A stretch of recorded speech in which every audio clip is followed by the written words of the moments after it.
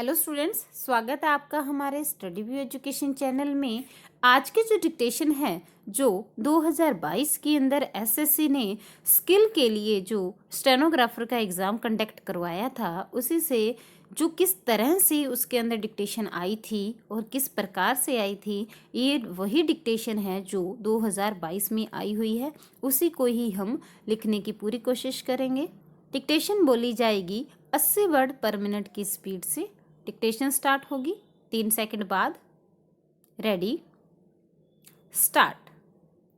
माननीय अध्यक्ष जी, इस सदन की गरिमा परंपराएं बहुत ही उच्च रही हैं।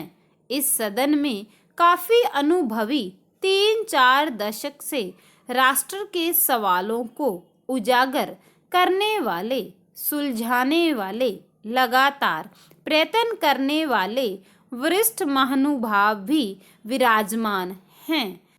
जब मुझ जैसा एक नया व्यक्ति कुछ कह रहा है, सदन की गरिमा और मर्यादाओं में कोई चूक हो जाए तो नया होने के नाते आप मुझे क्षमा करेंगे, ऐसा मुझे पूरा विश्वास है। महामहिम राष्ट्रपति जी के अभिभाषण पर लोकसभा में 50 से अधिक आदरणीय सदस्यों ने अपने विचार रखे हैं। मैंने सदन में रहते हुए और कुछ अपने कमरे में करीब करीब सभी भाषण सुने हैं। सभी वरिष्ठ महानुभावों को मैंने सुना। एक बात सही है कि एक स्वर यह आया है कि आपने इतनी सारी बातें बताई हैं, इन्हें कैसे करोगे, कब करोगे। मैं मानता हूँ कि सही विषय को स्पर्श किया है और यह मन में आना बहुत स्वाभाविक है। मैं अपना एक अनुभव बताता हूँ।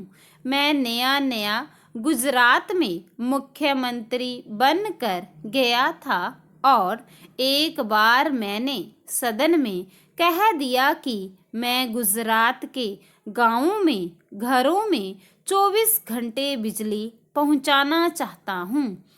खैर, ट्रेजरी बेंच ने बहुत तालियां बजाई, लेकिन सामने की तरफ सन्नाटा था। लेकिन हमारे जो विपक्ष के नेता थे, चौधरी अमर सिंह जी, वह कांग्रेस के वरिष्ठ नेता थे, बड़े सुलझे हुए नेता थे। वह बाद में समय लेकर मुझे मिलने आए। उन्होंने कहा कि मोदी जी, कहीं आपकी कोई चूक तो नहीं हो रही है। आप तो नए हो, आपका अनुभव नहीं है। यह 24 घंटे बिजली देना इम्पॉसिबल है। आप कैसे दोगे? एक मित्र भाव से उन्होंने इस पर चिंता व्यक्त की थी। मैंने उनसे कहा कि मैंने सोचा है और मुझे लगता है कि हम करेंगे। वह बोले, संभव ही नहीं है। 2000 मेगावाट अगर डेफिसिट है तो आप कैसे करोगे? उनके मन में वह विचार आना बड़ा स्वाभाविक था, लेकिन मुझे इस बात का आनंद है कि वह काम गुजरात में हो गया था।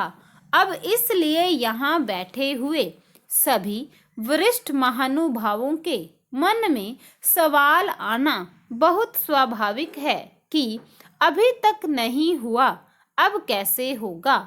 अभी तक नहीं हुआ, इसीलिए शक होना बहुत स्वाभाविक है।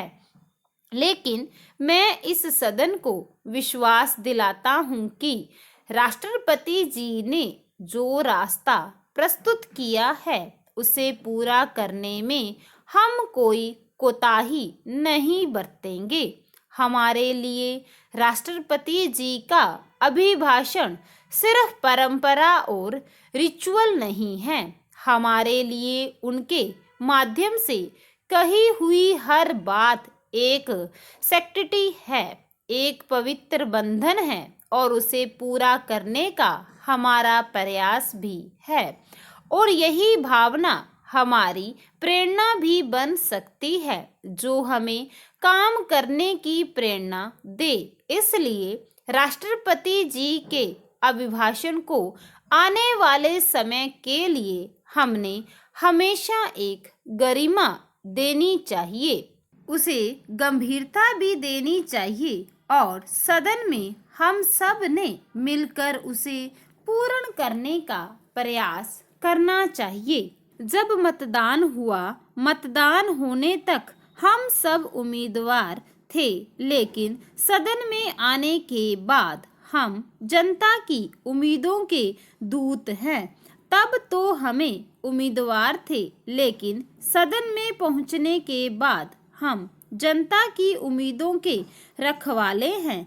किसी का दायित्व दूत के रूप में उसे परिपूर्ण करना होगा।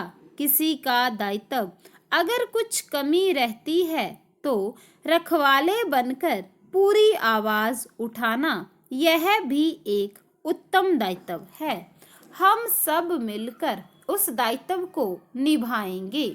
मुझे इस बात का संतोष रहा कि अधिकतम इस सदन में जो भी विषय आए हैं, छोटी मोटी नोक झोंक तो आवश्यक भी होती है, लेकिन पूरी तरह सकारात्मक माहौल नजर आया। यहाँ भी जो मुद्दे उठाए गए उनके भीतर भी एक आशा थी, एक होप थी। यानी देश के 125 करोड़ नागरिकों ने जिस होप के साथ इस संसद को चुना है, उसकी प्रतिध्वनि इस तरफ बैठे हों या उस तरफ बैठे हुए हों, सबकी बातों में मुखर हुई है। यह मैं मानता हूँ, यह भारत के भाग्य के लिए एक शुभ संकेत है। राष्ट्रपति जी ने अपने अभिभाषण में चुनाव मतदाता परिणाम की सराहना की है। मैं भी देशवासियों का अभिनंदन करता हूँ, उनका आभार व्यक्त करता हूँ कि कई वर्षों के बाद देश ने स्थिर शासन के लिए, विकास के लिए, सुशासन के लिए मत देकर 5 साल के लिए विकास की यात्रा को सुनिश्चित किया है। भारत के मतदाताओं की ये चिंता, उनका यह चिंतन और उन्होंने हमें जो जिम्मेवारी दी है उसको हमें परिपूर्ण करना है। लेकिन हमें एक बात सोचनी होगी कि दुनिया के अंदर भारत एक बड़ा लोकतांत्रिक देश है।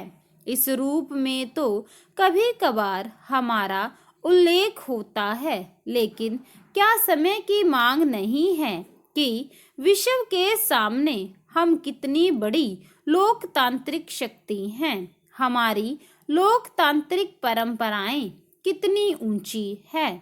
हमारे सामान्य से सामान्य, अनपढ़ से अनपढ़ व्यक्ति की रगों में भी लोकतंत्र के प्रति श्रद्धा कितनी अपार है। अपनी सारी आशा और आशंकाओं को लोकतांत्रिक परंपराओं के माध्यम से परिपूर्ण करने के लिए वह कितना जागृत है। क्या कभी दुनिया में हमारी इस ताकत को सही रूप में प्रस्तुत किया गया है? इस चुनाव के बाद हम सबका एक सामूहिक दायित्व बनता है कि विश्व को डंके की चोट पर हम यह समझाएं, विश्व को हम प्रभावित करें। पूरा यूरोप और अमेरिका मिलकर जितने मतदाता हैं, उससे ज़्यादा लोग हमारे चुनावों में शरीक होते हैं। यह हमारी कितनी बड़ी ताकत है। क्या विश्व के सामने भारत के इस सामर्थ्यवान रूप को कभी हमने प्रकट किया है? मैं मानता हूँ कि यह हम सब का दायित्व बनता है। यह बात सही है कि कुछ वैक्यूम है। 1200 साल की गुलामी की मानसिकता हमें परेशान कर रही है। बहुत बार हमसे थोड़ा ऊंचा व्यक्ति मिले तो सर ऊंचा करके बात करने की हमारी ताकत नहीं होती है। कभी कभार चमड़ी का रंग भी हमें प्रभावित कर देता है। उन सारी बातों से बाहर निकलकर भारत एक सर्वश्रेष्ठ देश है। स्टॉप।